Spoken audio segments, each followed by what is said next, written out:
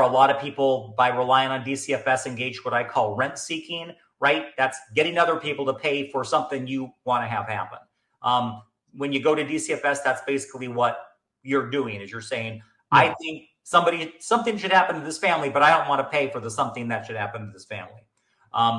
So that kind of perpetually grows the state at that point. If nobody wants to pay for it, the whole not in my backyard thing.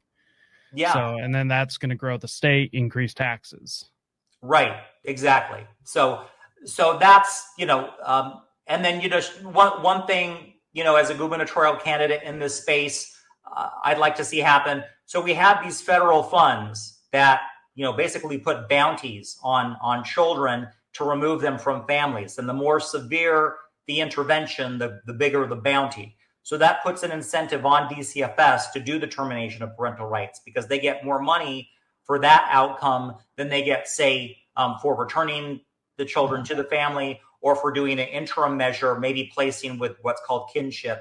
A lot of times we try to do that if it doesn't look like, it's in the cards to return the children to the family. We say, well, how about, an aunt and uncle, a cousin, whatever, so that, family bond can remain.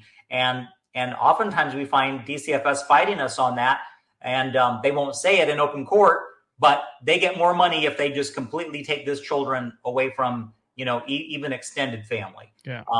And which is just super unfortunate. And so that's, again, why I'm one of those who, until they fix those problems that I think are kind of rippling throughout our society, creating all these bad outcomes. So we're living with these generations of folks who are torn apart from their families, and just all the survivor trauma that they have to deal with.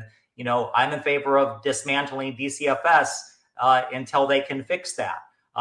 So again, I think the governor's, race, the governor's position is the best place to affect that change. I'd like to see an audit of those federal funds. I don't think that's been done in quite some time.